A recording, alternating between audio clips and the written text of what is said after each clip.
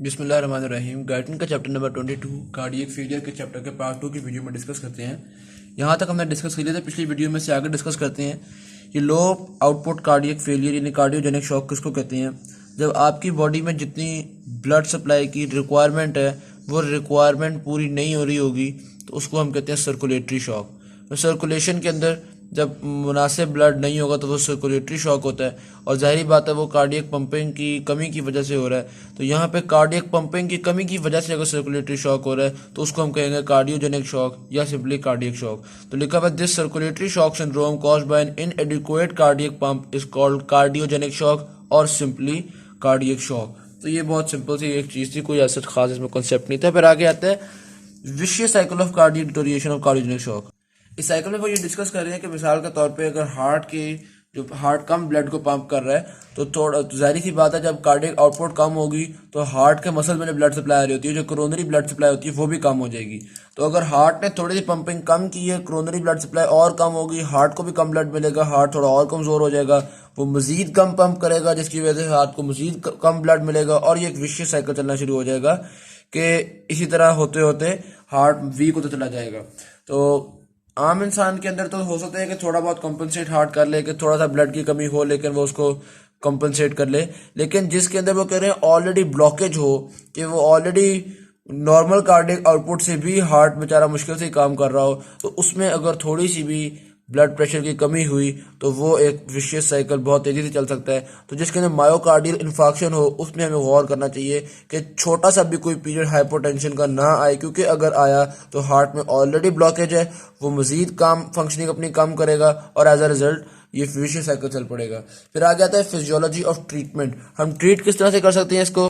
हो बेसिकली क्या रहा है, हार्ट कम फंक्शन कर रहा है, आर्टीरियल प्रेशर फॉल कर रहा है क्लॉट की वजह से, तो हम ड्रग ऐसा ही नंबर 1 हम डिजिटलिस को यूज कर सकते हैं जो आपकी हार्ट की फंक्शनिंग को स्ट्रेंथन करेगा। उसका मैकेनिज्म पार्ट 1 की वीडियो में डिस्कस कर लिया। नंबर 2 कोई ऐसा ड्रग यूज कर सकते हैं जो आर्टीरियल प्रेशर को रेज करे, वो किसी भी तरीके से करे लेकिन आर्टीरियल प्रेशर रेज होगा तो हम ट्रीट कर सकते हैं। और फिर सर्जिकली ट्रीट किस तरह से कर सकते हैं? या तो सर्जिकली आप क्लॉट को वैसे ही रिमूव कर दें, सर्जरी करें और क्लॉट को रिमूव कर लें, या फिर हम ब्लॉक्ड कोरोनरी आर्टरी के अंदर कैथेटर को डालें और वहां से उसके अंदर स्ट्रेप्टोकाइनेज या tissue type plasminogen activated enzymes को डालें जिससे हम क्लॉट को अंदर ही अंदर डिसॉल्व कर सकें। तो ये 2 तरीके हैं आपके पास सर्जिकली इसको ट्रीट करने के, और 2 तरह के ड्रग्स हैं, या हार्ट को बेहतर करने वाले ड्रग्स या आर्टीरियल प्रेशर को इंक्रीज करने वाले ड्रग्स। फिर आगे आता है oedema in patients with cardiac failure. Oedema जाहिर सी बात है जब कार्डियक फेलियर है, फ्लूइड रिटेंशन होती चली जा रही है, बॉडी के अंदर फ्लूइड बढ़ रहा है, ब्लड का वॉल्यूम बढ़ रहा है, आर्टरीज के अंदर आर्टीरियल प्रेशर अब इस तरह से बढ़ना शुरू हो जाएगा, फ्लूइड का ज्यादा होने की वजह से कैपिलरीज का प्रेशर बढ़ेगा तो एडिमा होना शुरू हो जाएगा। लेकिन एक चीज इसमें गौर करिएगा, एक थोड़ी सी डिफरेंस है, जो पल्मोनरी एडिमा है वो फौरी तौर पर बढ़ जाता है, लेकिन जो बाकी बॉडी में यानी कि पेरिफेरल एडिमा है वो फौरी तौर पर नहीं बढ़ता। उसकी भी रीजन है, उसका एक कॉन्सेप्ट है, वो कॉन्सेप्ट अभी समझते हैं। बेसिकली होता क्या है, बॉडी के अंदर 2 तरह के प्रेशर्स एट अ टाइम चल रहे होते हैं। एक आपके जो हार्ट की आउटपुट वाली जगह होती है वहां पे प्रेशर चल रहा होता है, और एक जो आपके विनस एट्रियम वाली जगह होती है वहां पे प्रेशर चल रहा होता है। मैं आपको मिसाल दे रहा हूं कि ये अगर एक हार्ट में ड्रॉ कर रहा हूं, ठीक है, ये हार्ट की वेन्स हैं जो कि रिटर्न कर रही हैं हार्ट के अंदर, और ये आर्टरीज हैं जो कि हार्ट से निकल रही हैं। जब जहां पे हार्ट पंप कर रहा होता है वहां पे प्रेशर ज्यादा होता है, आर्टरीज के अंदर प्रेशर कहीं ज्यादा होता है, वेन्स में प्रेशर कम होता है। अब मैं वैल्यूज की आपको एक एग्जांपल दे रहा हूं। मिसाल के तौर पे जो आपका एओर्टा है, उस एओर्टा के अंदर नॉर्मली जब हार्ट पंप करता है तो प्रेशर ऑलमोस्ट 100 होता है। प्रेशर कितना होता है? 100। तो इतना ज्यादा प्रेशर होता है एओर्टा के अंदर क्योंकि हार्ट पंप कर रहा है, जब बहुत स्पीड से ब्लड जा रहा है, और राइट एट्रिया के अंदर और इधर वेना कैवा के अंदर जो आपके पास प्रेशर होता है वो ऑलमोस्ट आपके पास 0 होता है। इतना थोड़ा प्रेशर होता है, इसीलिए इस प्रेशर डिफरेंस की वजह से ये जो ब्लड है ये ट्रेवल करके हार्ट की तरफ आ रहा होता है, क्योंकि राइट एट्रियम प्रेशर में बहुत थोड़ा प्रेशर होता है और एओर्टा में मैक्सिमम प्रेशर होता है आपकी बॉडी का।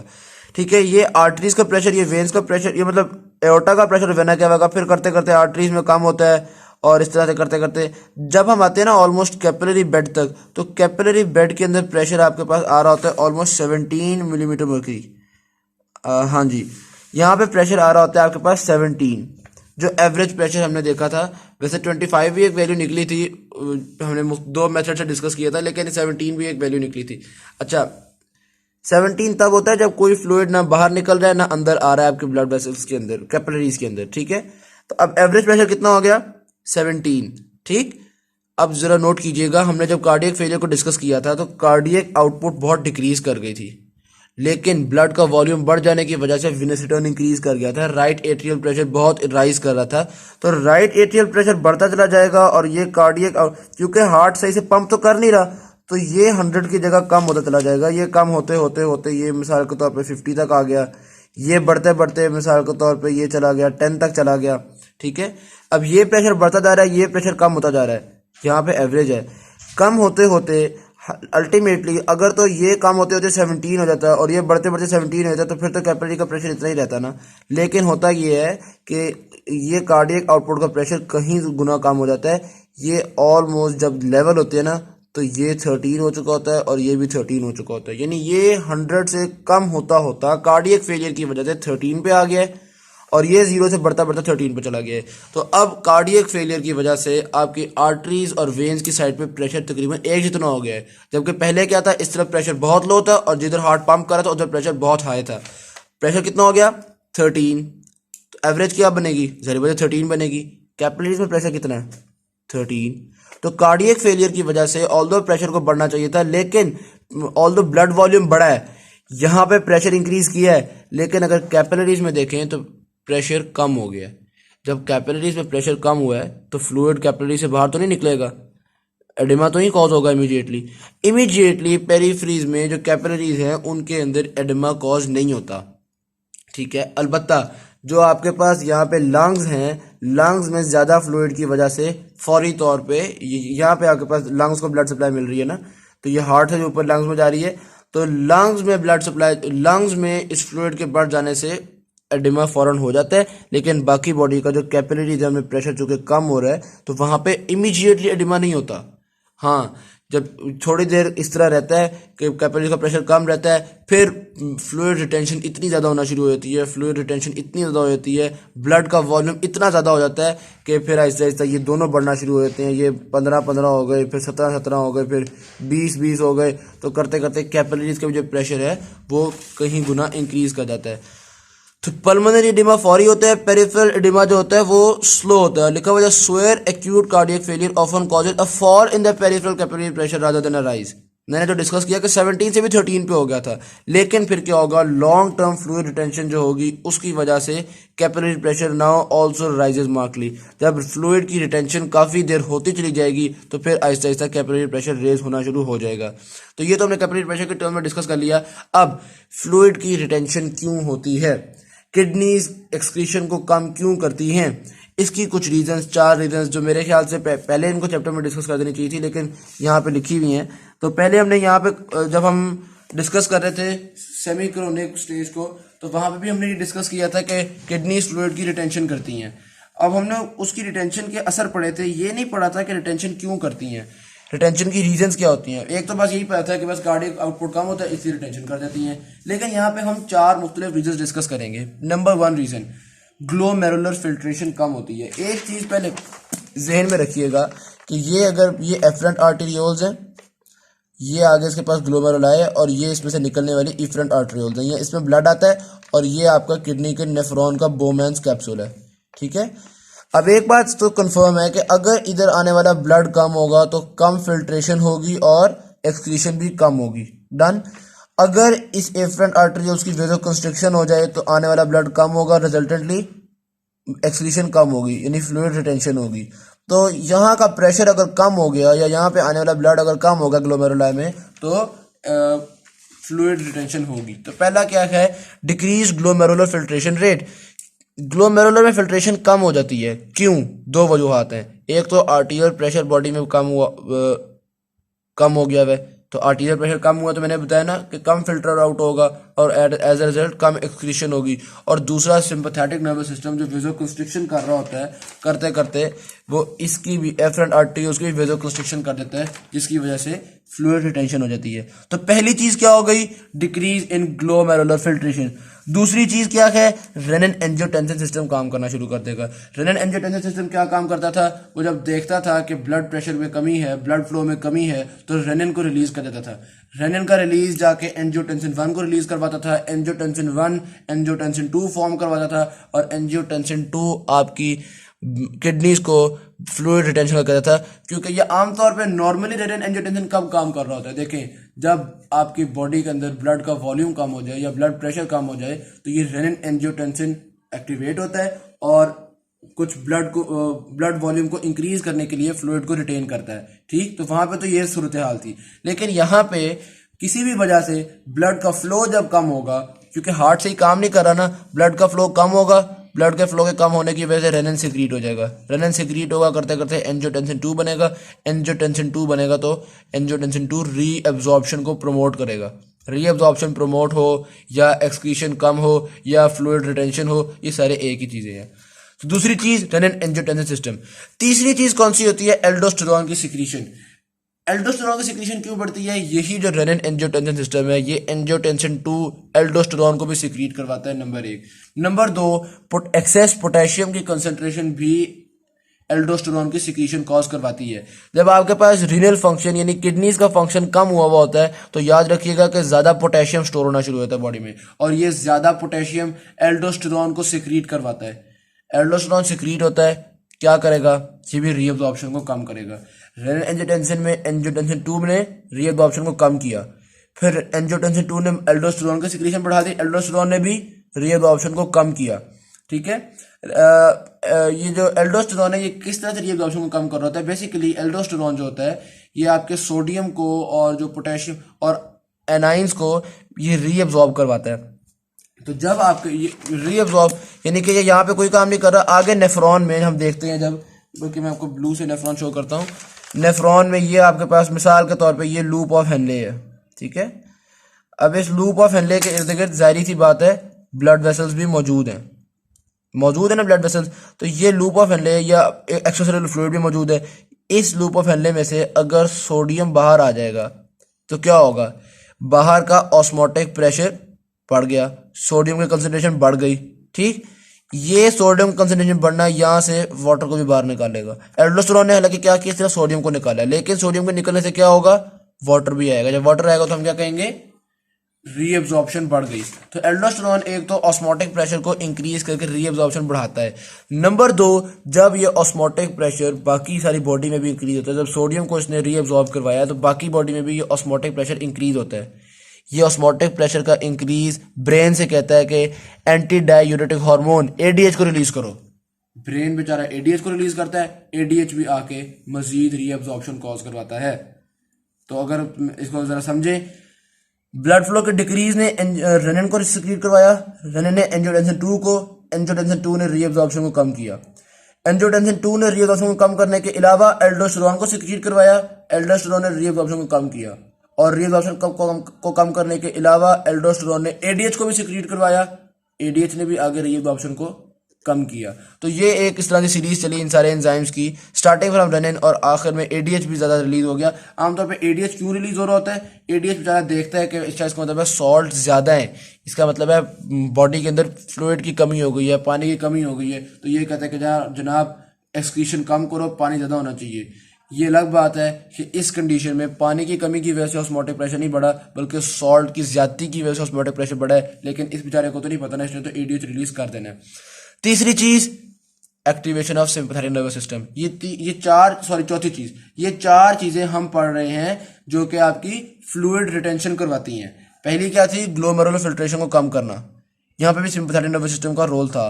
दूसरी क्या थी, रेनिन एंजियोटेंसिन। तीसरी क्या है, एल्डोस्टेरोन। और चौथी है sympathetic nervous system. Sympathetic nervous system क्या करता है, तकरीबन सारे काम ही करता है। एफरेंट आर्टेरियोल्स की कंस्ट्रक्शन करवाई थी इसने, रीअब्जॉर्प्शन को इंक्रीज करता है। ये जो रेनिन एंजियोटेंसिन है इसको भी स्टिमुलेट करता है सिंपैथेटिक नर्वस सिस्टम, और ये जो एंटी डायूरेटिक हार्मोन है इसको भी। यानी बाकी तीनों जो पॉइंट्स है ना, इन तीनों पॉइंट्स में चौथे पॉइंट का रोल है। चौथा पॉइंट क्या है, activation of sympathetic nervous system. Sympathetic nervous system glomerular filtration को भी कम करता है, sympathetic nervous system renin angiotensin system को भी बढ़ाता है, और सिंपैथेटिक नर्वस सिस्टम एल्डोस्टेरोन की सिक्रीशन से एडीएच की सिक्रीशन को भी बढ़ाता है। तो सिंपैथेटिक नर्वस सिस्टम जो है वो इन सब में रोल प्ले कर रहा है। अच्छा, ये तो बात आपने डिस्कस कर ली कि फ्लूइड रिटेंशन इन वजूहात से होती है, लेकिन अच्छा ये एक ग्राफ भी देख लें। पहले जो कॉन्सेप्ट था उसमें कि ये कार्डियक आउटपुट के कम होने से मीन एओर्टिक प्रेशर कम हो रहा था, जो कॉन्सेप्ट मैंने आपके पास यहाँ पे डिस्कस किया था ना, ये प्रेशर कम हो रहा है और ये प्रेशर ज़्यादा हो रहा है, तो ये वाला कॉन्सेप्ट है। ये देखिए ये 100 से, क्योंकि हार्ट सही से काम नहीं कर रहा, तो ये वाला प्रेशर कम होगा, ये वाला प्रेशर बढ़ जाएगा। ये प्रेशर कम हो रहा है और ये प्रेशर बढ़ रहा है, और ये दोनों एट अ इक्विलिब्रियम पॉइंट आए 13 mmHg पे, तो कैपिलरीज के अंदर 13 mmHg का प्रेशर आ जाता है। इतना थोड़ा प्रेशर कम हो जाता है कैपिलरीज के अंदर। ऑलराइट, आगे हम देखते हैं कि फौरी तौर पे फ्लूइड रिटेंशन नहीं होती बॉडी में। क्यों? आपके पास एक जब एट्रियम स्ट्रेच होते हैं एक्सेस फ्लूइड के आने की वजह से, एक्सेस ब्लड के आने की वजह से, एट्रियम जब स्ट्रेच होते हैं तो वो रिलीज करते हैं एट्रियल नाइट्री यूरेटिक पेप्टाइड। चलो शुक्र है कोई तो है जो रीअब्जॉर्प्शन को बढ़ाता कम करता है। अभी तक हमने सारी चीजें पढ़ी थी जो एक्सक्रीशन को कम करती हैं और फ्लूइड रिटेंशन करवाती हैं, लेकिन ये एक एट्रियल नाइट्री यूरेटिक पेप्टाइड है। ये थोड़ा नेक इंसान है। ये जब देखता है कि स्ट्रेच हो रहा है तो ये आपके असल में मसला ये है ना कि रेनिन और एंजियोटेंसिन सिस्टम, उन सबको तो ब्लड फ्लो की कमी मिल रही है, हर जगह ब्लड फ्लो की कमी मिल रही है, तो वो सारे फ्लूइड की रिटेंशन करवा देते हैं। अलबत्ता हार्ट के अंदर जो एट्रियल नाइट्री यूरेटिक पेप्टाइड है, इसको तो बहुत ब्लड मिल रहा है, वेनस रिटर्न बहुत हो गई है, तो ये आपकी एक्सक्रीशन को इंक्रीज करता है। एट्रियल नाइट्री यूरेटिक पेप्टाइड किडनीज को कहता है कि एक्सक्रीशन को बढ़ाओ, तो ये थोड़ा सा आपके जो फ्लूइड रिटेंशन है इसको रिलेट करता है। ये वो चीज़ है जो फ्लूइड रिटेंशन के खिलाफ है। सिर्फ एट्रियल नाइट्री यूरेटिक पेप्टाइड फ्लूइड रिटेंशन के खिलाफ है। फिर हम एक और चीज़ पढ़ते हैं कि ये जो पल्मोनरी एडिमा था, जो लंग्स के अंदर स्वेलिंग थी, ये पल्मोनरी एडिमा एक विशियस साइकिल फॉर्म करता है डेथ तक। क्या करता है बेसिकली? ये 6 स्टेप्स हैं, ये 6 स्टेप्स आपने समझने हैं। स्टार्ट कहाँ से होगा? लेफ्ट वेंट्रिकल की कमजोरी हो गई, लेफ्ट वेंट्रिकल वीक है। जब आपके पास लेफ्ट वेंट्रिकल, ये लेफ्ट वेंट्रिकल वीक है, ये ज़्यादा ब्लड पंप नहीं कर पा रहा, राइट वेंट्रिकल सही काम कर रहा है, तो यहाँ से ब्लड लंग्स में जा बहुत रहा है, अलबत्ता लंग्स से निकल बहुत थोड़ा रहा है, लंग्स में फ्लूइड बहुत ज़्यादा जमा होना शुरू हो गया। तो पहले उन्होंने कहा कि स्टार्ट कहाँ से हुआ? लेफ्ट वेंट्रिकल की वीकनेस से। नंबर 1, लेफ्ट वेंट्रिकल वीक हुआ जिस वजह से बहुत सारा ब्लड लंग्स वाली जगह पे जमा होना शुरू हो गया। नंबर 2, ये जो ज़्यादा ब्लड लंग्स वाली जगह पे जमा होना शुरू हुआ है, इसकी वजह से लंग्स की कैपिलरीज का प्रेशर इंक्रीज कर जाएगा। नंबर 3, ये जब प्रेशर इंक्रीज करेगा तो जहरी बात है लंग्स की कैपिलरी से फ्लूइड बाहर लंग्स में आ जाएगा। जब लंग्स में एक्स्ट्रा फ्लूइड आ जाएगा तो लंग्स बेचारे ब्लड की ऑक्सीजनेशन प्रॉपर नहीं कर सकेंगे। ठीक है। नंबर 4, प्रॉपर ऑक्सीजनेटेड ब्लड ही नहीं है, हार्ट को भी कम ऑक्सीजन मिल रही है। लेफ्ट वेंट्रिकल की वीकनेस से काम शुरू हुआ था ना, जब लेफ्ट वेंट्रिकल को मजीद कम ऑक्सीजन वाला ब्लड मिलेगा तो लेफ्ट वेंट्रिकल मजीद वीकन हो जाएगा। ठीक है, तो एक तो विशेष साइकिल ये चलना शुरू हो गया ना कि हार्ट मजीद वीक होता चला जा रहा है, मजीद फ्लूइड वहीं पे लंग्स में रहेगा, मजीद ऑक्सीजनेशन की कमी होगी। एक तो ये भी विशेष साइकिल है। अच्छा, दूसरा, ये जो कम ऑक्सीजन है ये क्या करती है? ये आपकी सारी बॉडी में वेज़ोडाइलेशन करवाती है। सारी बॉडी कहती है भाई मुझे कम ऑक्सीजन मिल रही है, मुझे ज़्यादा ब्लड चाहिए, तो मैं अपनी ब्लड वेसल्स को वेज़ोडाइलेट करवा रहा हूँ, डायलेट करवा रहा हूँ, मुझे ज़्यादा ब्लड चाहिए। इस डायलेशन का नतीजा क्या होता है कि वीनस रिटर्न बढ़ जाता है। जाहिर सी बात है resistance to the venous return कम हो जाएगी डायलेशन की वजह से, वीनस रिटर्न बढ़ जाएगा। वीनस रिटर्न बढ़ेगा तो क्या होगा? हार्ट में और ज़्यादा ब्लड जा रहा है, लंग्स में और ज़्यादा ब्लड जा रहा है, तो ऑक्सीजन की कमी से लंग्स में जाने वाला ब्लड ज़्यादा हो गया, और ऑक्सीजन की कमी से चूंकि हार्ट मज़ीद वीक हुआ है तो लंग्स से निकलने वाला ब्लड और कम हो गया, तो मज़ीद ब्लड लंग्स में डैम होना शुरू हो जाएगा, मज़ीद डैमिंग होगी और ये एक विशियस साइकिल चलता चला जाएगा। क्या हुआ? लेफ्ट वेंट्रिकल वीक हुआ, लंग्स के अंदर फ्लूइड आया, लंग्स में एडिमा हुआ, लंग्स ने ऑक्सीजन में कमज़ोरी दिखाई, ऑक्सीजन में कमज़ोरी से लेफ्ट वेंट्रिकल मज़ीद वीक हो गया, और ऑक्सीजन में कमज़ोरी से वीनस रिटर्न मज़ीद बढ़ गया। तो सीधी सी बात है कि लंग्स में अंदर एडिमा मजीद बढ़ जाएगा। अच्छा, अब इसको हम ट्रीट किस तरह से करें? वो कह रहे हैं कोई हीरोइक किस्म की ट्रीटमेंट हमें चाहिए, कोई बहुत ज़बरदस्त ट्रीटमेंट हो तो हम इसको रोक सकते हैं, वरना ये विशियस साइकिल इंसान की डेथ तक चलता चला जाएगा। हम क्या करते हैं? हम टॉर्निक्वेट्स डालते हैं। टॉर्निक्वेट से मतलब है वो जो आपका जब टेस्ट करवा रहे होती हैं कोई भी, या ब्लड निकलवा रहे होते हैं, तो आपने देखा होगा वो पहले एक पट्टी सी बांध देते हैं ब्लड सप्लाई को रोकने के लिए, बाजू पे या किसी भी जगह पे जहाँ से ब्लड को ले रहे हो। तो हम क्या करते हैं? हम टॉर्निक्वेट्स को यूज़ करते हैं आर्म्स में, लेग्स में, इनको टॉर्निक्वेट्स करते हैं कि वहाँ की ब्लड सप्लाई को रोका जाए, हार्ट के ऊपर वर्कलोड को कम किया जाए, हार्ट पूरी बॉडी में सप्लाई मतलब इतनी जगहों पे ज़्यादा सप्लाई करने की जिम्मेदारी ना हो उस पर, तो हम वर्कलोड कम करने के लिए टॉर्निक्वेट सप्लाई करते हैं। नंबर 1। नंबर 2, हम डाययूरेटिक ड्रग्स की एडमिनिस्ट्रेशन करते हैं उससे जाहिर सी बात है एक्सक्रीशन होगी, ये जो एक्स्ट्रा फ्लूइड जमा हो रहा था बॉडी के अंदर ये थोड़ा सा कम होगा, जो पल्मोनरी एडिमा था ये भी कम होगा। तो हम कहते हैं जनाब यूरिन ज़्यादा प्रोड्यूस हो, एक्सक्रीशन ज़्यादा से ज़्यादा हो, ऐसे ड्रग्स देते हैं। नंबर 3, चूंकि ऑक्सीजनेशन हम देख रहे हैं कि बहुत वीक हो रही है पल्मोनरी एडिमा की वजह से, तो हम कहते हैं कि यार नॉर्मल एयर के बजाय इस आदमी को सांस के लिए प्योर ऑक्सीजन दो ताकि ज़्यादा बेहतर तरीके से ब्लड ऑक्सीजनेट हो सके और ये विशियस साइकिल रोका जा सके। और नंबर 4, कार्डियोटोनिक ड्रग्स जैसे कि डिजिटल था, यानी कि हार्ट की फंक्शनिंग को बेहतर किया जा सके। हम क्या कर रहे हैं, एक्स्ट्रा फ्लूइड हो रहा था इसलिए डायूरेटिक ड्रग्स ताकि फ्लूइड कम हो, ऑक्सीजनेशन वीक हो रही थी इसलिए प्योर ऑक्सीजन ताकि ऑक्सीजन बेहतर हो सके, लेफ्ट वेंट्रिकल वीकनेस शो करा था इसलिए कार्डियोटोनिक ड्रग्स ताकि लेफ्ट वेंट्रिकल बेहतर काम कर सके, और एक टॉर्निकेट को डाले ताकि हार्ट के ऊपर वर्कलोड को कम किया जा सके। ठीक हो गया है। तो ये हमने 4 तरह के ट्रीटमेंट्स पढ़ लिए जो कि इस विशियस साइकिल को प्रिवेंट कर सकते हैं। आगे हम आते हैं कार्डियक रिजर्व बेसिकली क्या होता है। मैंने पहले बताया था कि नॉर्मल कार्डियक आउटपुट से जो ऊपर जाने की गुंजाइश होती है इसको हम कहते हैं कार्डियक रिजर्व। एक नॉर्मल कार्डियक आउटपुट से ज्यादा हार्ट पंप कर सकता है।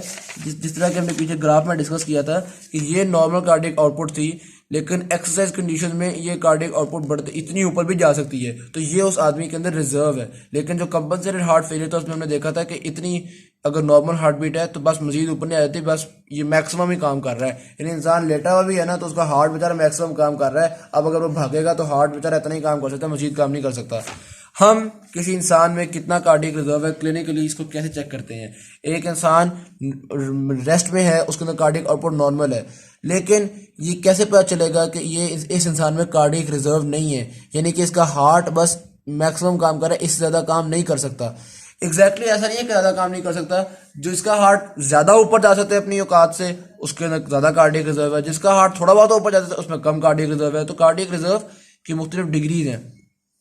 हम डायग्नोस किस तरह से करते हैं, उसके लिए एक्सरसाइज टेस्ट होता है। आदमी को कहते हैं कि आप एक्सरसाइज करो। जब आदमी एक्सरसाइज करना शुरू करता है उसकी कार्डियक आउटपुट बढ़ना शुरू होती है। मिसाल के तौर पे एक नॉर्मल आदमी है, हेल्दी हार्ट वाला है, उसके अंदर 5 लीटर कार्डियक आउटपुट है नॉर्मल, वो जब रेस्ट में है। एक दूसरा आदमी आता है जिसके अंदर कार्डियक रिजर्व बहुत थोड़ा है रेस्ट में, तो उसके अंदर भी 5 लीटर है कार्डियक आउटपुट। मैं देखना चाहता हूँ इसका मैक्सिमम हार्ट कितनी कार्डियक आउटपुट दे सकता है, तो मैं कहता हूँ कि भाई आप एक्सरसाइज शुरू करो। ठीक, अगर इसका हार्ट 6 लीटर जैसा था तो बस 6 लीटर्स के बाद बेचारे का हार्ट बैठ जाना शुरू हो जाएगा, उसमें मसले आना शुरू हो जाएंगे। लेकिन जो नॉर्मल आदमी है, वो हेल्दी आदमी है, वो एक्सरसाइज शुरू करता है, उसका कार्डियक आउटपुट देखते देखते 12 लीटर तक पहुंच जाता है, 13 लीटर तक पहुंच जाता है। तो मुझे समझ आई कि इसका मतलब है इसमें कार्डियक रिजर्व काफी ज्यादा है। ठीक, जिस इंसान में कार्डियक रिजर्व कम होगा वो जब एक्सरसाइज शुरू करेगा हार्ट बेचारा कार्डियक आउटपुट ज्यादा नहीं बढ़ा सकेगा। क्या होगा, 3 तरह के मसले आएंगे, वो मसले यहाँ पर डिस्कस किए हुए हैं। एक तो शॉर्टनेस ऑफ ब्रेथ होगी, ठीक है। दूसरा एक्सट्रीम मसल फटीग हो जाएगी, क्योंकि जब मसल्स को प्रॉपर ऑक्सीजन नहीं मिलेगी, कार्डियक आउटपुट कम है तो मसल बेचारों को प्रॉपर ऑक्सीजन नहीं मिलेगी, तो एक्सट्रीम मसल फटीग होगी।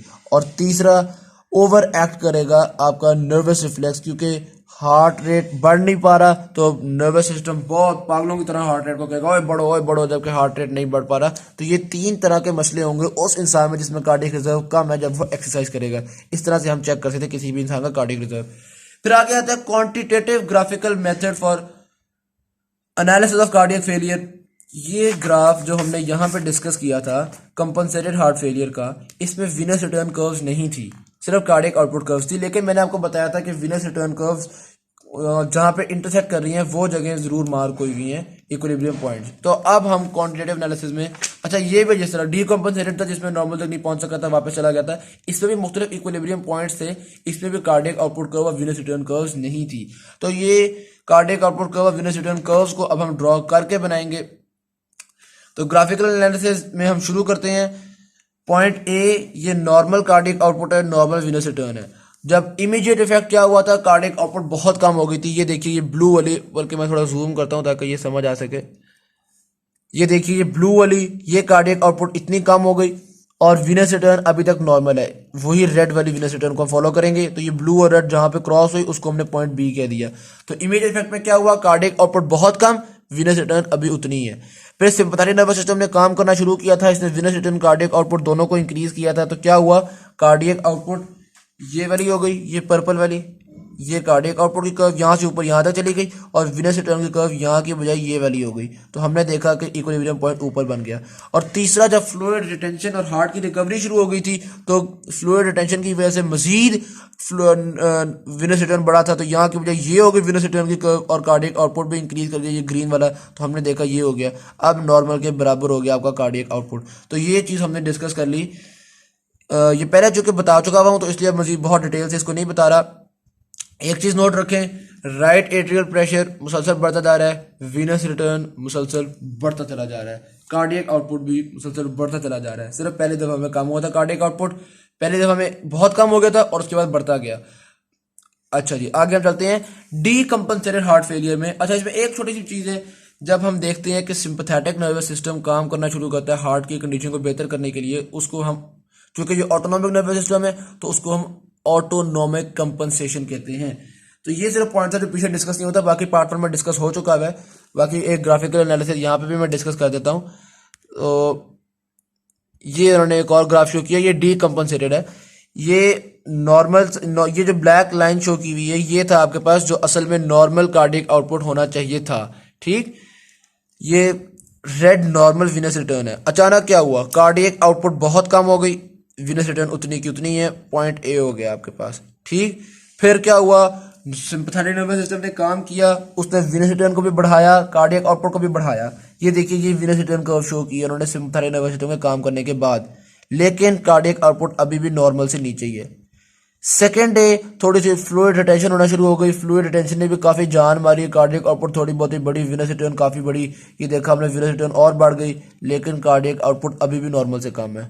जब कार्डियक आउटपुट नॉर्मल से कम है तो मजीद फ्लूइड रिटेंशन होती चली जाएगी, मजीद फ्लूइड रिटेंशन हुई, विनस रिटर्न और बढ़ गया, हार्ट बेचारा तो अब मैक्सिमम काम कर रहा था, कार्डियक आउटपुट ना बढ़ सकी, उतनी की उतनी कार्डियक आउटपुट रही। अलबत्ता हार्ट बहुत स्ट्रेच हो रहा है क्योंकि बहुत ज़्यादा फ्लूइड आ रहा है, मजीद फ्लूइड, क्योंकि कार्डियक आउटपुट अभी भी नॉर्मल से थोड़ी कम है। ऑल्दो अंदर फ्लूइड तो बहुत है, लेकिन क्योंकि कार्डियक आउटपुट कम है तो फ्लूइड रिटेंशन बरकरार रहेगी, फ्लूइड रिटेंशन बरकरार रहेगी तो वीनस रिटर्न मजीद बढ़ जाएगा।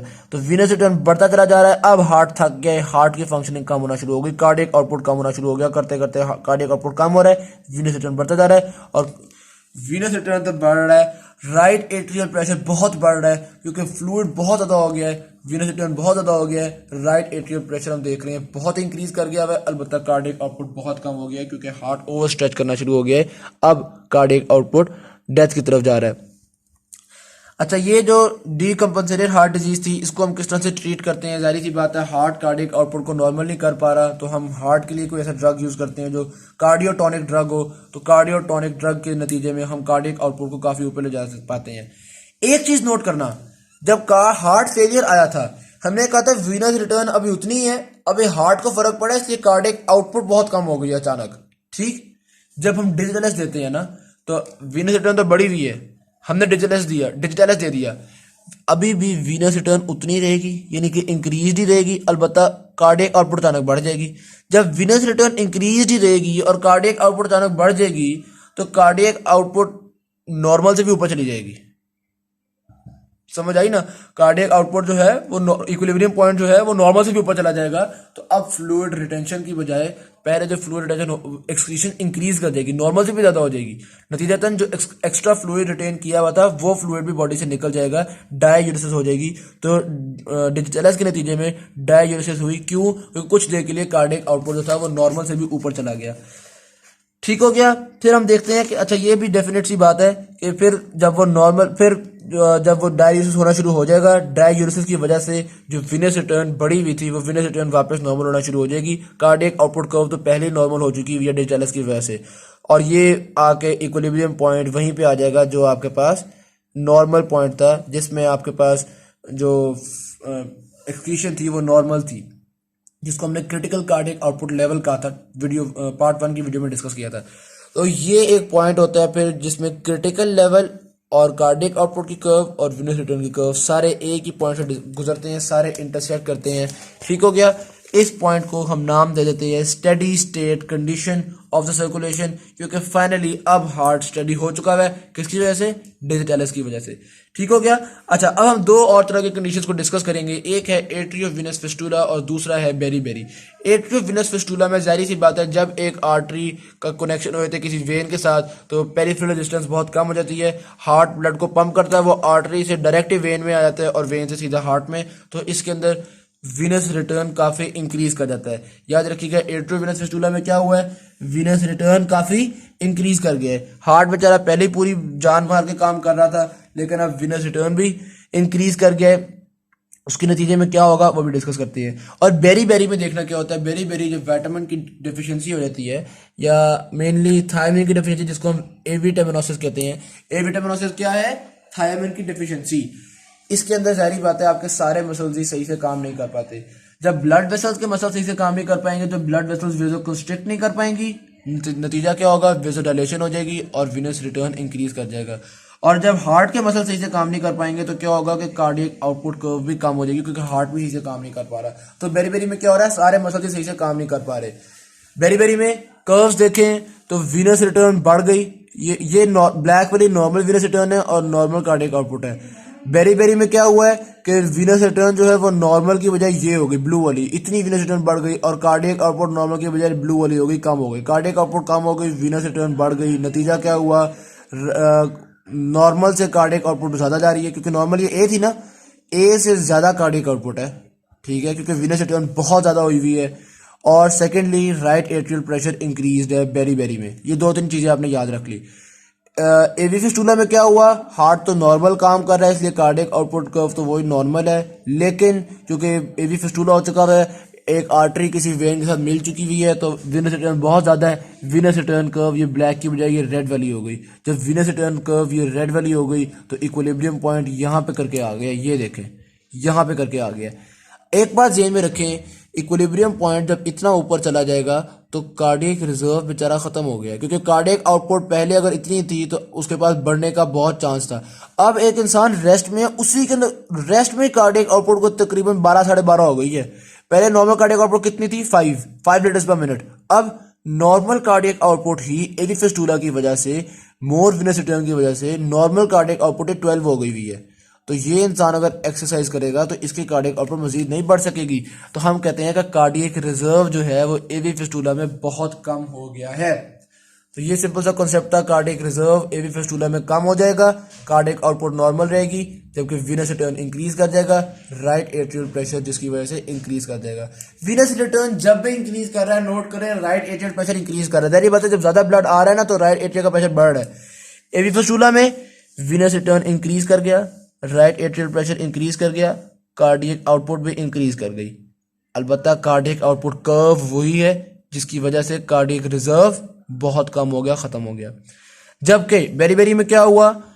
कार्डियक आउटपुट कर्व कम हो गई, विनस रिटर्न बहुत इंक्रीज कर गया, राइट एट्रियल प्रेशर इंक्रीज कर गया। लेकिन कार्डियक आउटपुट कर्व तो नीचे को आई है, लेकिन विनस रिटर्न बहुत ऊपर को गया, जिसकी वजह से इक्विलिब्रियम पॉइंट है वो नॉर्मल से ऊपर है। कार्डियक आउटपुट बेरी में ज्यादा है, कार्डियक रिजर्व इसमें भी बहुत थोड़ा है, थोड़ा सा है वैसे, लेकिन इसमें भी कार्डियक रिजर्व बहुत थोड़ा है। कार्डियक रिजर्व दोनों में, एवी फिस्टुला में और इसमें, दोनों में थोड़ा है। एट्रियल प्रेशर दोनों में रेज हो रहा है, विनस रिटर्न दोनों में रेज हो रही है, कार्डियक आउटपुट दोनों में रेज हो रही है। एवी फिस्टुला में ज्यादा, बेरी में कम, ठीक। और विनस रिजर्व दोनों में कम हो रहा है। एक फर्क, कार्डियक आउटपुट कर्व एवी फिस्टुला में नॉर्मल रहती है, जबकि कार्डियक आउटपुट कर्व बेरी में कम हो जाती है। ये कॉन्सेप्ट थे चैप्टर नंबर 22 के कार्डियक फेलियर के। इंशाल्लाह अगली भी वीडियो आएगी। कोई कंफ्यूजन अगर यहाँ पे आपको है तो मेरे से कमेंट में ज़रूर पूछ लें।